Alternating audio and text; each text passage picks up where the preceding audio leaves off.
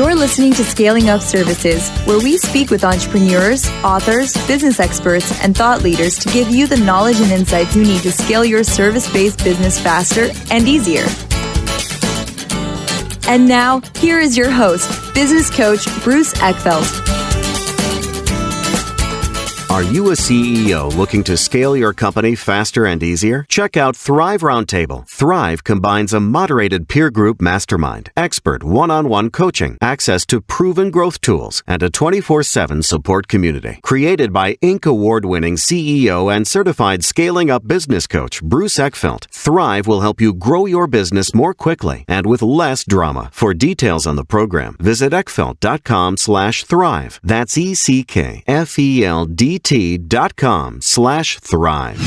Welcome, everyone. This is Scaling Up Services. I'm Bruce Eckfeldt. I'm your host. And our guest today is Mark Fisher. He is a small business owner. He's with Mark Fisher Fitness, as well as a business called The Business for Unicorns, and looking at gyms and gym facilities and how sort of the fitness industry has been evolving and changing. We're going to talk to him a little bit about how he's approached the fitness industry, his insights, and how he's not only built his own company, but helped other companies figure out their strategy, their positioning. And we're going to talk a little bit about what's going on in the fitness industry given COVID-19. We're recording this mid-April, so we're kind of I'd like to say in the middle. We'll sort of see where we land in terms of time frame, but we're in the midst of COVID-19, and obviously it's impacting everyone. But we're going to talk a little bit about what Mark is seeing in the fitness industry in terms of responses, as well as what the impact is going to be in long term. So with that, Mark, welcome to the program. Thanks so much for having me. Yeah, so why don't we start with background, understand a little bit of your experience, how you got into the fitness industry. I've heard your story a couple of different times, but I'd love to have you just tell the audience the path that you've been on, the journey that you've been on to get to where you are today, because there's some interesting steps along it. Yeah, very unusual path to entrepreneurship, that is for sure. Yeah. So I'll offer the relatively highlighted versions, that way we can get into content. But essentially, as you mentioned, I own a brick and mortar brand in New York City called Mark Fisher Fitness. I would say very briefly, it's worth understanding it's a very unusual brand. So if anyone listening is curious to see things they can't unsee, if they go to markfisherfitness.com, they will see it is pink and there are unicorns and it is glittery. We call our clients ninjas. We don't call it a gym. We call our homes the enchanted ninja clubhouses of glory and dreams. And our tagline is ridiculous humans, serious fitness. So the brand is very irreverent. We specialize in people that hate and or are afraid of gyms, which is why we don't even use the term gym. We call it a clubhouse. But we're also very rigorous about training. We're also super evidence-based science nerds that, in addition to working with people that maybe don't identify as gym people, we want to give them a great experience, great customer service, great product, great program design, get results.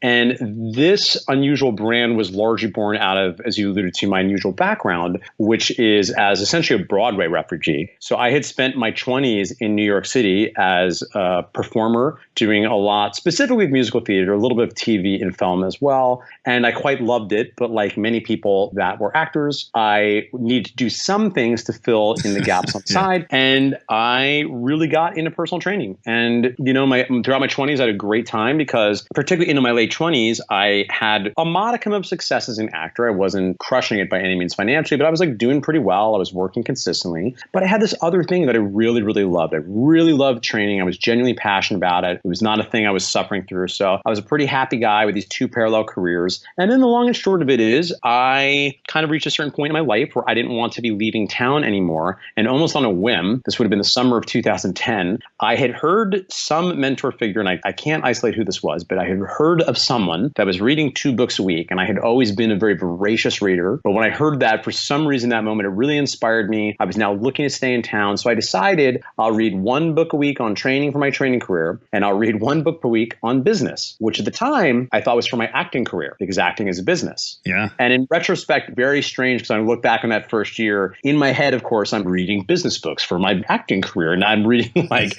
E-Myth and Good to Great and all these books that are hilarious. I love it. Meanwhile, I'm like a personal trainer, I had just developed the quirky brand at that point. I had started like a newsletter that I put my friends and family on. And at any rate, to make a long story short, because the brand was so eccentric and because I really started putting to work, I think, some latent entrepreneurial interest and talents and combining it with a real deep love and passion passion of learning about all the tools one needs when you start a business on your own, Mark Fisher Fitness kind of became a thing. And we grew pretty quickly, and we were on the Inc. 500 as one of the fast growing companies in America. And then that led to a lot of local and national press, both in fitness and in the business press. And then that led to opportunities for us to start talking about MFF, of course, because what we do is unusual. And for fitness businesses, we were having success at an unusual scale. And that's really how Business for Unicorns was born. So in addition to running MFF on a day-to-day basis, this other business I have with my partner, Michael, who's my best friend from high school, who I often call my non-sexual life partner,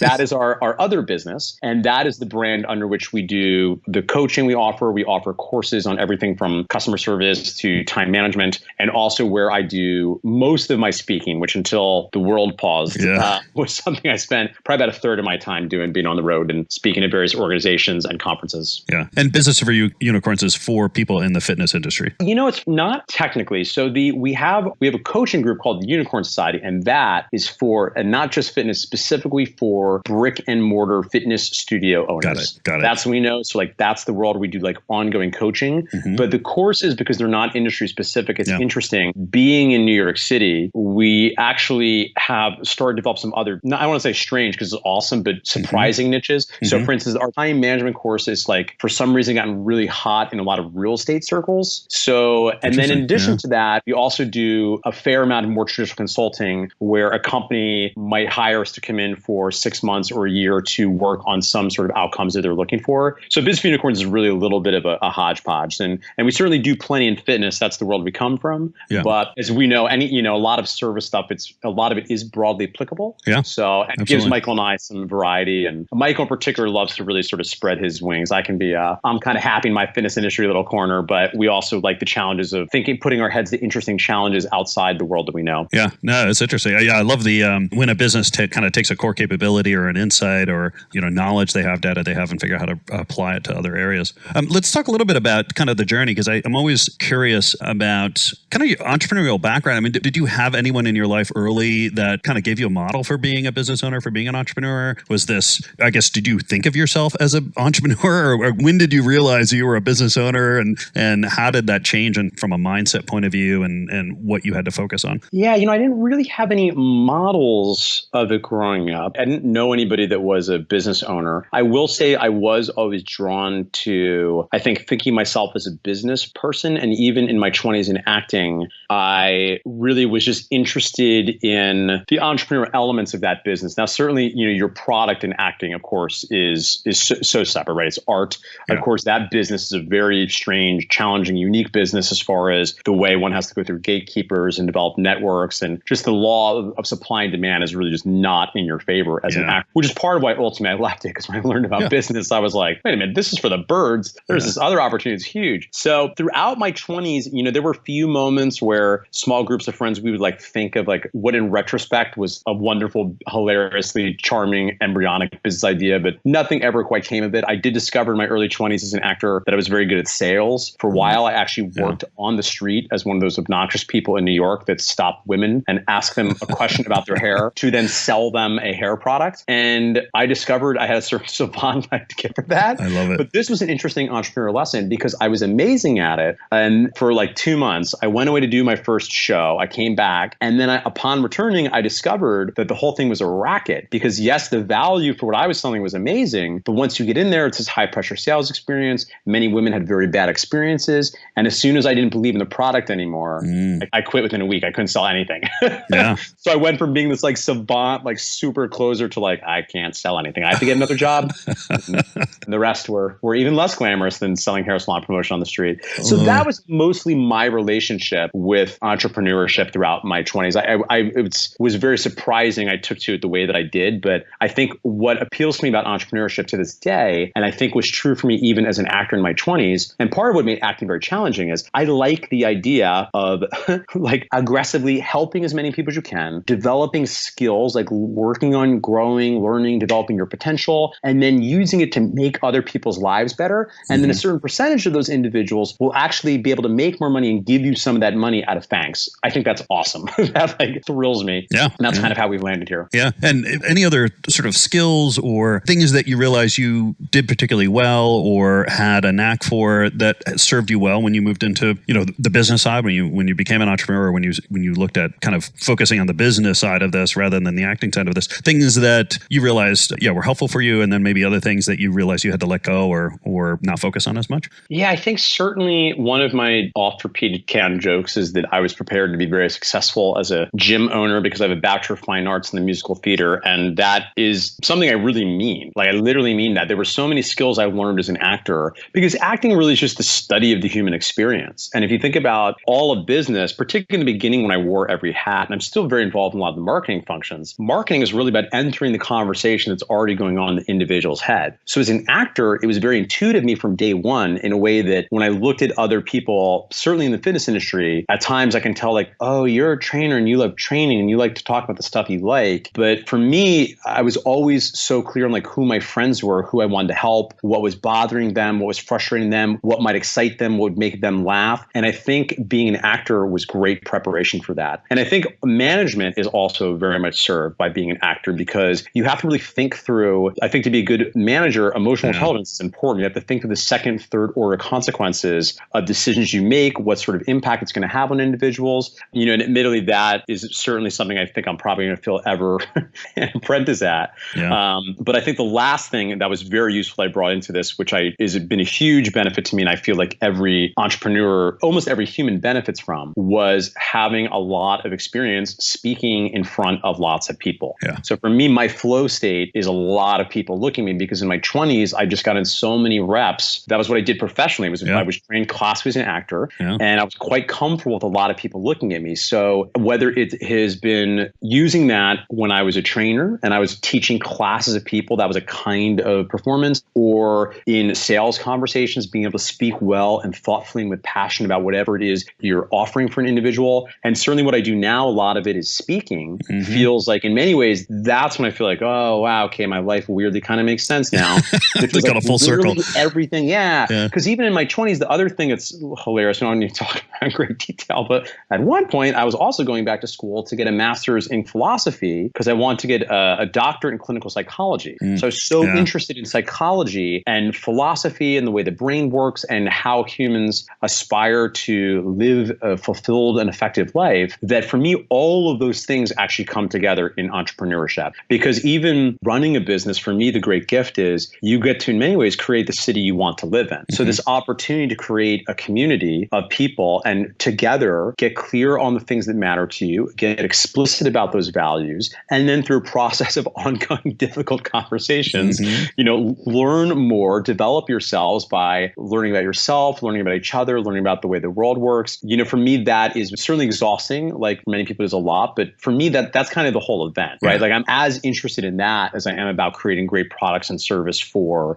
people that work with us. I'm so interested in the way a work community can be a sharpening saw for you to become closer to who you most want to be. Yeah, no, I love that. And let's talk about MFF, because I think that you mentioned that it's not your normal gym. In fact, you don't call it a gym, but it is, it's unique and it's different. And I've been to a class or two, so I can speak from personal experience. But how did you go from, creating something that is really different and really stands out, but also, is an addressable market, is not so unique that no one's interested in going? Like, how do you balance that kind of, or how did you balance that kind of, what is our customer that we want to, do business with? How do we identify who they are? How do we create a brand? How do we create a position around this and really a culture around this that is going to resonate? Tell me about that process. Was that very clear from the outset? Was there a lot of kind of figuring it out? What kind of decisions did you have to make? Because it's a pretty unique experience from a, from a user point of view, from a customer point of view. Yeah, I think it was definitely, a little bit of luck and a little bit of instinct. And then over time, like all business systems, there's this process of taking this thing that first is organic and totally artistic, and then trying to reverse engineer what worked and then create some systems around it without sucking the humanity out of it. Yeah. In the beginning, it was very simple because, first of all, in the beginning, and this is the thing that I think is such a testament to the people we brought on, is it really, and to some extent still is a personal brand. It's called Mark Fisher Fitness.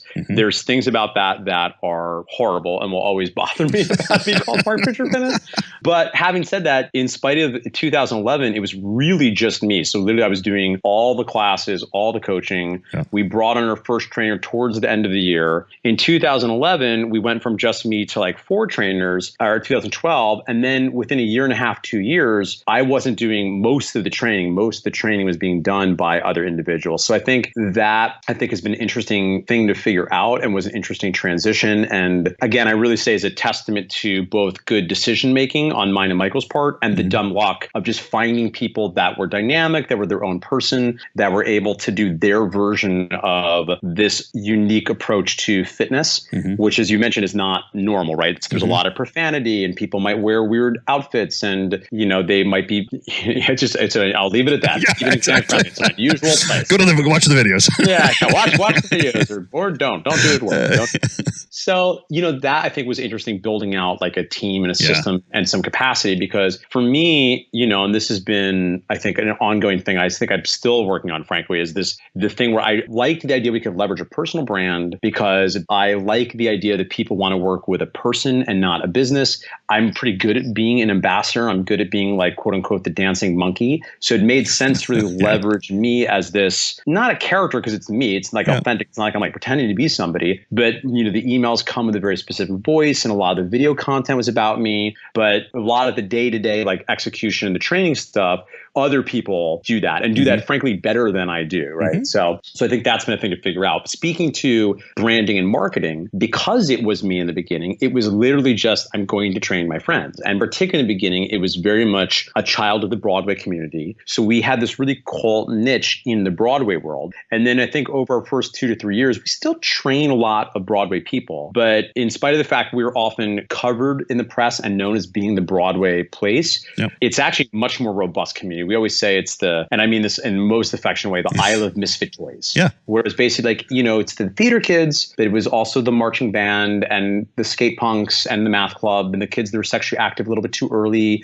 So like all the children that ate lunch alone one day in middle school, all fit in at Marker Fitness. Yeah. And then, you both have a tipping point in the beginning, which again was part luck, but also we worked hard and I think made a cool thing. We created this like tipping point, I think, of this core group of people that drove a lot of word of mouth. And then, of course, as MFF has matured like any business, if you're really looking to scale your business, you can't indefinitely rely on just word of mouth. At a certain point, you need to be able to actually pull some levers, spend some money in marketing, and proactively grow your business and not just like hope that people will show up. Yeah. I think that's certainly something, depending on one's vision, that you can do if it's a more of like an artisan approach or you're a contractor or a craftsman. There's certainly nothing wrong with that, but I wanted a bigger business. Frankly, I wanted some scale. And what wound up happening was over the past few years, we had to actually figure out how to get good at a lot of stuff that we frankly were able to get away with not being great at the first couple of years. Because the first couple of years, it was like all word of mouth. And it really wasn't until a couple of years ago that one day I was like, we don't really actually have a very good marketing funnel. Like we're spending for Facebook ads. And it's interesting because the reality is a lot of it was not actually rocket science.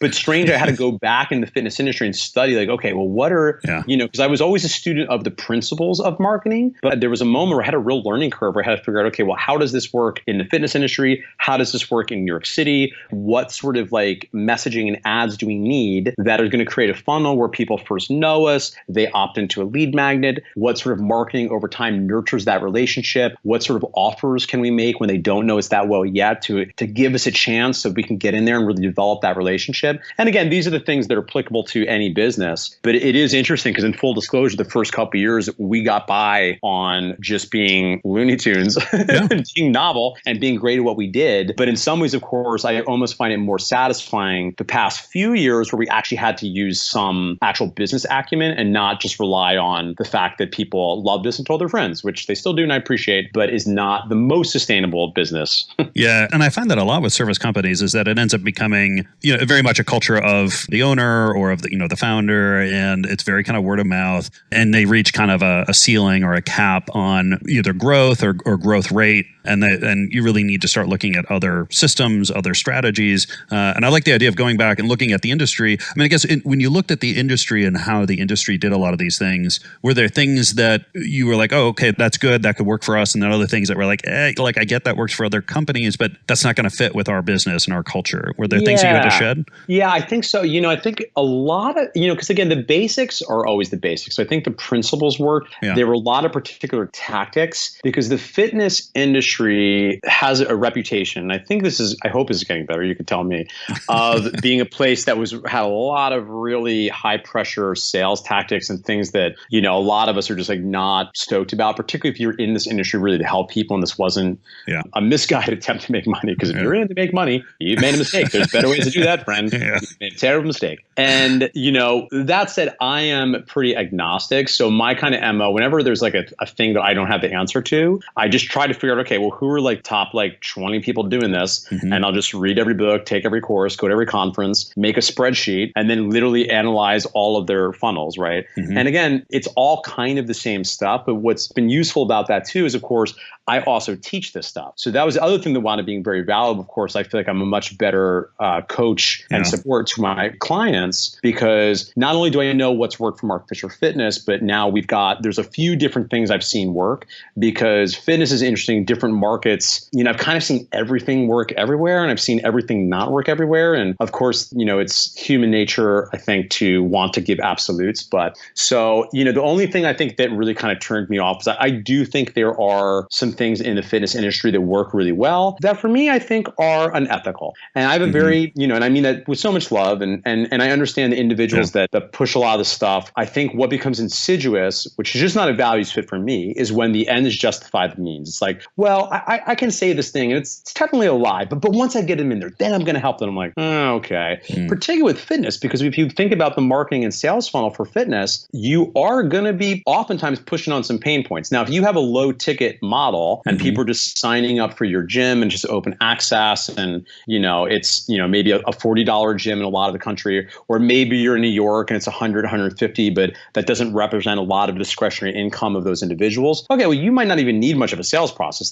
They're buying you almost as a commodity. Yeah. Now, I don't think that's the type of relationship I'm interested in with the people I work with, but there's certainly nothing wrong with that. Once you're dealing with these relatively higher ticket offerings, so for context, MFF in New York City, our average revenue per ninja is around like $280, $290 per month. So, not the most expensive, but not cheap by any means. But that type of marketing and sales process, you really need to not only get a chance for people to trust you, but usually when people are making that kind of purchase, there's some really driving need. There's something they really want that they don't have that they think if they make this investment, you can help with. So that opens up, I think, unfortunately, in the fitness industry, a possibility for certain individuals who, again, I don't think are bad people to play a little fast and loose with what they're doing as far as pulling pain points. Because for me, it's pretty simple. The thing is like, just don't lie, right? It's like for me, it's like manufactured scares. Like, oh,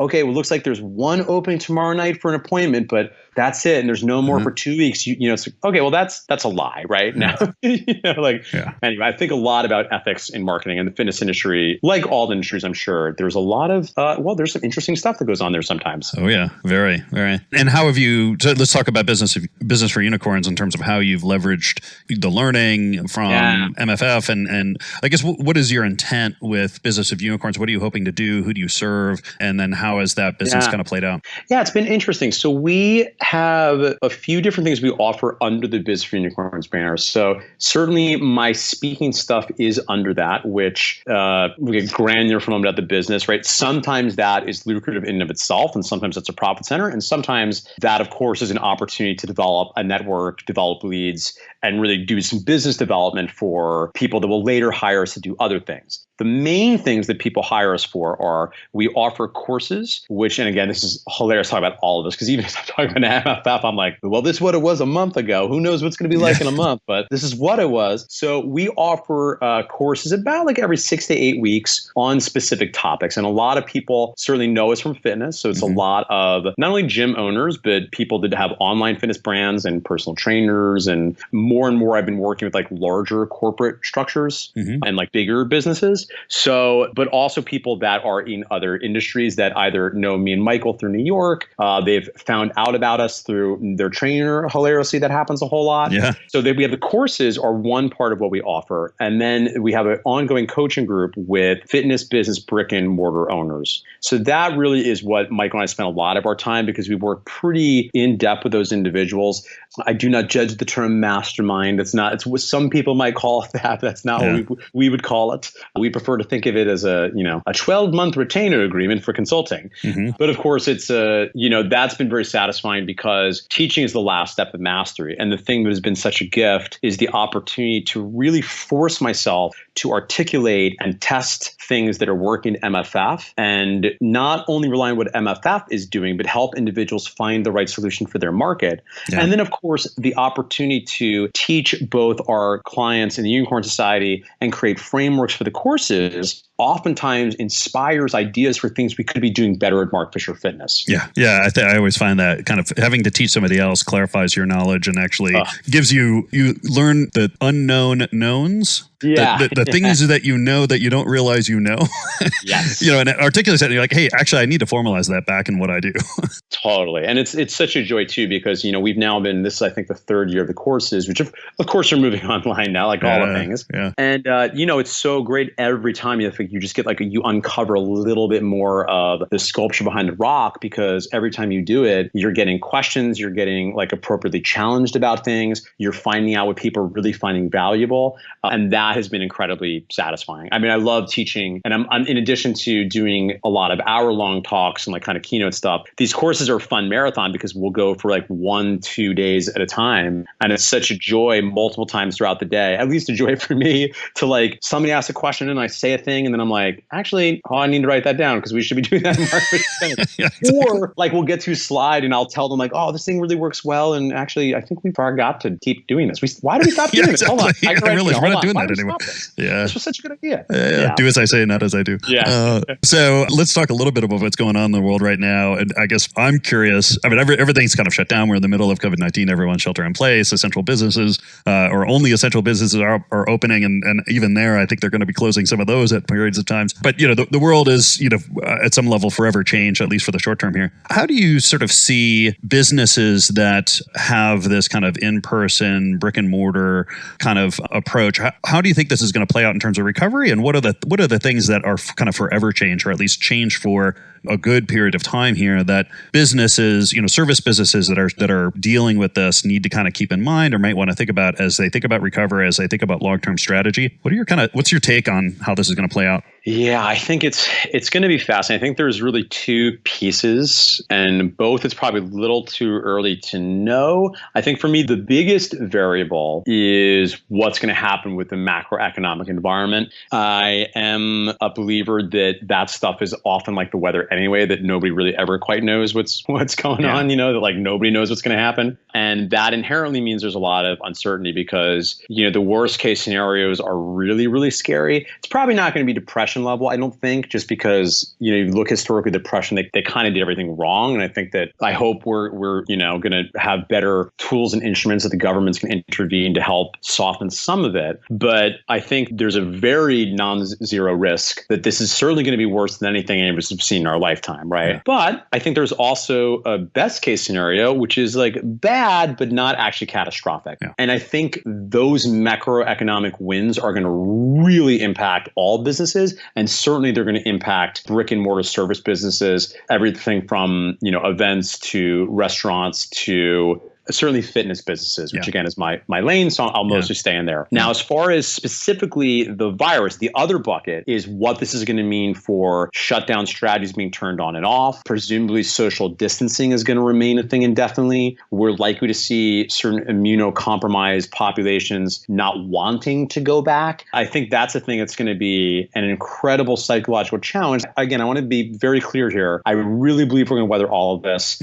My optimism is infallible level about the long term. Yeah. And I think this is going to be ugly. Yeah, right? exactly. It's going to be challenging. Yeah. Because I think we're going to see this interesting psychological dilemma where people are going to want to go out. They're going to want to commune with other people. Absolutely. But if they haven't had the virus already, they're going to understandably be nervous about that. And I think that's going to create a lot of psychological tension for a lot of us it's really until the vaccine comes out. Specifically, when you look at fitness businesses, it's going to be interesting in that I think people are already so starved to connect with other people in person. Yeah. So, that's an amazing positive thing. But then when we think about the potential macroeconomic challenges that people are facing if they're getting laid off, they're getting pay cuts. And then when you look at just logistically what social distancing means, if you're in a market like New York City, where all brick and mortars is so much a real estate game, it just comes down to profitability per square foot, right? That's really the game here. Yeah. And I'm not saying it's not that way other places too, but in New York City, it's on steroids, right? Yeah. So the fact of the matter is, if Mark Fisher Fitness has to go from a capacity of 15 people per class down to 7 people per class, that's going to be tough. Yeah. So I think anybody that's listening, that they have a brick and mortar, it doesn't even necessarily need to be in fitness, but if it's about getting people in a certain space to do whatever the thing is,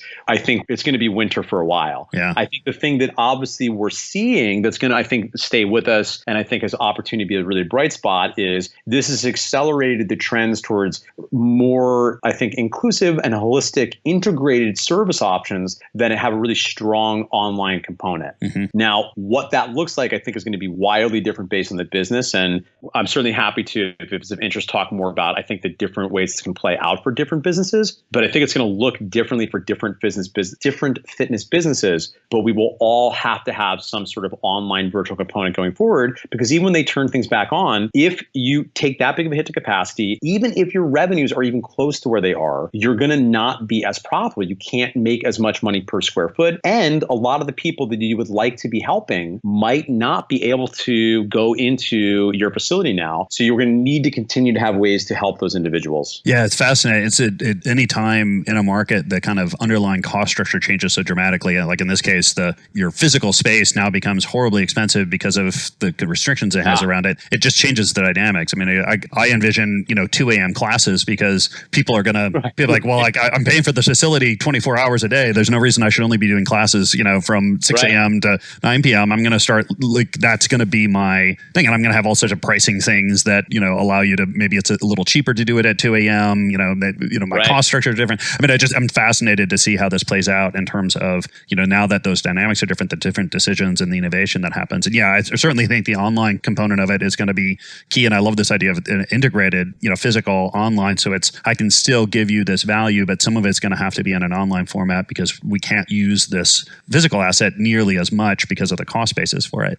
Totally. Yeah, it'll be fascinating. Well, we'll do a follow-up episode in a couple of months or towards the end of 2020 here and see how things are playing out, because I think it's, it is going to be interesting. Obviously, fitness is going to be hugely impacted, just like every brick and mortar service business, but it's depending on how things play out, how, what the timing is on some of this changing of the restrictions, it will be, a big impact. But yes, I agree. I'm optimist long-term, and yes, everyone ought to be prepared for a lot of pain for the next 12 months, right? Yeah. It's going to be pretty ugly regardless of how some of the decisions are made. Mark, this has been a pleasure. If people want to find out more about you, about MFF, about Business for Unicorns, what's the best way to get this information? Yes, they can go to markfisherfitness.com or businessforunicorns.com. And that's the two websites they can find out more about what we do and potentially just laugh at strange images. And if they want to find me, I am active-ish on Instagram, and that's at Mark Fisher Human Being. And if they want to chuckle at some hilarious pictures, they should go to at MFF Clubhouse. So that's Mark Fisher Fitness's Instagram at MFF Clubhouse. Great. I will put the URLs and the handles in the show notes here. I'll encourage everyone to take the blue pill. Go look at the videos. It's fun stuff. You can't unsee it, but it is interesting. Mark, this has been a pleasure. Thanks for taking some time today, having this conversation. It's really been fun and hopefully valuable for our audience. I think it was a good insight into what's going on and what may come. So I appreciate it. Yeah, my pleasure, friend. You've been listening to Scaling Up Services with business coach Bruce Eckfeldt. To find a full list of podcast episodes, download the tools and worksheets, and access other great content, visit the website at scalingupservices.com. And don't forget to sign up for the free newsletter at scalingupservices.com/newsletter.